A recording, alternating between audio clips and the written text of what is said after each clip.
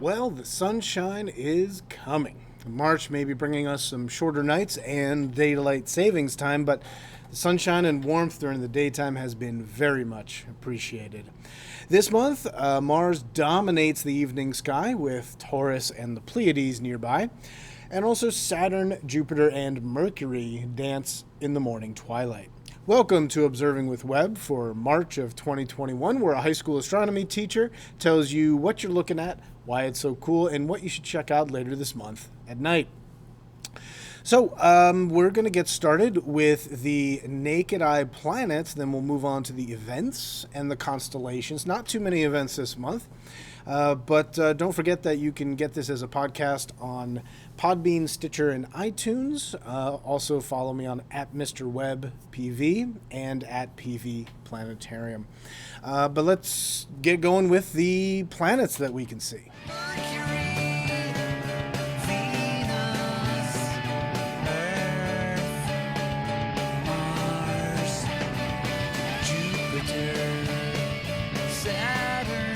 All right, let's start off with the sunset planet that we have for the whole month, which is Mars. All you have to do to find Mars, if you haven't been finding it lately, is just look to the southwest, go about 2/3 of the way up the sky. That little red dot is the zenith, the point straight above you. 2/3 of the way up the sky, you will see Mars. You're looking for the non-twinkling reddish-orange dot. It's going to be brighter than everything else around it. And also, in the beginning of the month, it's going to be right in between Taurus, this V constellation with the red star Aldebaran over here, and the Pleiades right over here. So if you're looking at Taurus and Pleiades, you are in the right spot. 6th, 7th, 8th, 9th, 10th, and let's go all the way to the 31st. And on the 31st, Mars is now above Taurus and the Pleiades. But basically, if you're looking in this direction, Mars will be nearby. Now, as far as other planets go, throughout the month, throughout the night, there's really not much going on. But what we do have is some nice morning planets. So we got to look over toward the east, and let's move this to the morning. Let's set it up for sunrise. And what you see here already, now sunrise is a bit too late, okay? We got to go a little bit earlier, maybe 6 a.m., okay? And what you will be able to see is Jupiter, Mercury, and Saturn over there. Now, this is in the mornings, okay? You've got the two gas giants, Jupiter and Saturn. They just started their morning appearances. They just had a conjunction with the sun in January. So they're going to be down close to the horizon, hard to see. But they're going to get higher and rise earlier every morning. So what do you have to do to see these? Well, you're going to want to get out before you have to get out before sunrise, which is about 6:30 a.m. Eastern Standard Time in the beginning, and 6:50, even though the sun rises earlier and earlier each day, we have daylight savings time. So after the 14th, it's 6:50 a.m. Eastern Daylight Time at the end of the month. So somewhere in that 6 o'clock hour, okay, like early 5:30 to 6:30, something like that. So Jupiter's going to be the really bright one down and low. Saturn's going to be a little brighter up and to the right. And Mercury's hanging out by Jupiter for a little bit. Let's see what happens throughout the month as this goes by. You notice Mercury kind of jumps to the other side of Jupiter. And now the sun's rising a little earlier, so at the same time it's a little bit brighter. So let me back up a little bit. And so Mercury, Jupiter, and Saturn make a nice line. And I'd say by now, mid-March, you probably won't be able to see Mercury unless you're really good. But what you notice is Jupiter and Saturn are higher and higher up there, and they rise earlier and earlier. And by the end of March, really, you should be able to see Jupiter and Saturn 5 a.m. really nicely in the dark. Okay? So once again, we've got Jupiter and Saturn and Mercury in the mornings in the east, and we have Mars in the west around sunset. And a bunch of other stuff. So the events that we have going on for the month. Let's talk about the moon and what it's going to look like real quick. The last quarter moon is on the 3rd. That's visible from midnight and into the morning. After the 3rd, we've got the morning crescents. That's when you want to look east in the AM to find those. Then on the 13th is the new moon. That's when it is completely dark, darkest skies, and you can't see a moon. But then we've got the evening crescents after the 13th. On the 21st, we've got the first quarter, visible until midnight. And then after that, it's the evening gibbous, which is when it's mostly lit, and you can see it after sunset, maybe even before. And then the 28th is the full moon.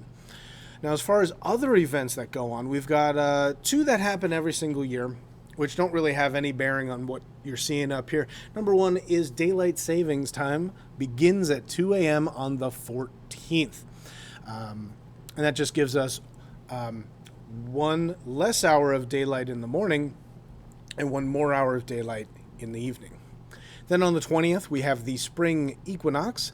That's astronomically the first day of spring, even though meteorologically it kind of starts the 1st of March in that area. Okay?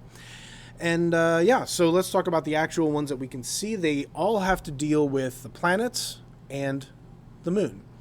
So I have it set up here for March 8th, and what you see on March 8th, remember we talked about Mercury, Jupiter, and Saturn all being off in the east-southeast, but the moon starts coming in. And so what you see here, they make a nice long line on the morning of the 8th, and then on the morning of the 9th, the moon actually kind of creeps toward them a little bit. It's off the line, but it's closer to them. And then on the 10th, this is going to be tough to see, but it will technically be visible. Mercury, Jupiter, Saturn with the moon down below, making a pattern that's actually quite similar to Capricornus, which is the constellation that it's in right now. Now, a tip for this one is, again, you want to get out there like after 5:30, but before 6:30, something like that, maybe even earlier. And you want to make sure you have a very clear horizon, which means you're looking out across the farmer's fields, you don't have trees in the way. That's really what you want to have. Okay. Then the other event, well, we're going to have to change it to sunset, which means we're looking in the evening, and we're going to look to the west, and we are going to look at Mars, which is up there, also the moon with the Pleiades and Taurus. Okay. So if we get out there between sunset and midnight, gotta change the date to the 18th. Okay. There we go. We see Mars and the moon up there. Should be nice and easy to find. No directions needed. Really just find the moon. And on the 18th, the moon will be down below Taurus and the Pleiades with Mars right up above it. Now, this is cool. You don't normally see this many celestial objects in one spot. But the next night, it's arguably even better because now the moon, Mars, and Taurus are in an even smaller area with the Pleiades kind of off and to the right down there. But anyway, March 18th, March 19th, check out the moon, Mars, Taurus, and the Pleiades. And don't forget the 8th, 9th, and 10th. Find the moon dancing with those morning planets.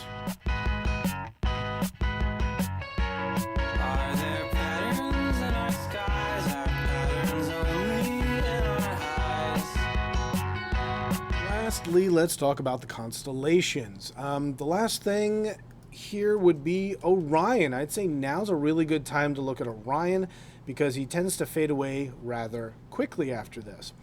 So Orion is up in the southwest, okay, after sunset. And, that would probably be 8:12. But it's up there. Orion's got his belt right here. Betelgeuse up to the left. Rigel down and to the right. And if you follow the line that this makes to the right, you find Aldebaran, the bright star in Taurus, this V constellation. And if you follow that another 10 degrees, there's the Pleiades. Now, this is a great way to use your body to help you out. The distance between the belt and Aldebaran is about 20 degrees. So if you hold your arms out and hold a fist out there and then put another fist up to it, from here to here is 20 degrees. 10 degrees is the width of this, so this would be 20.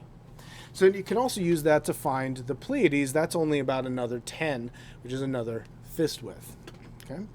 If you take the belt and you go the other way, you can find Sirius, the brightest star in the sky. Excuse me. And that is part of Canis Major, the big dog.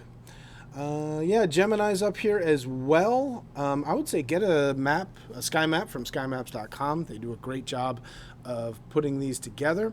Now, if you're going out there before bed, though, let's say, let's go 10 o'clock, you can probably find Leo and Leo Minor up there. And if you're going out there before work, let's see, that would be, let's say, 5 a.m.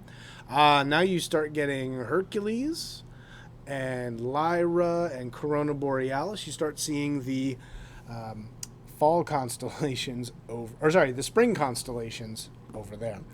So anyway, that's really it for this month. I would highly encourage you, again, to look at Mars every night and maybe even get out in the morning to see if you can find Jupiter and Saturn. Don't forget that this is found on my Podbean page of mrwebb.podbean.com. Also, a podcast on Stitcher and iTunes. There's also, there's this video version. I can be found on Twitter and Instagram as @MrWebbPV, and the PV Planetarium is @PV Planetarium. So with that, I'd like to wish you all very clear, dark skies for the month of March.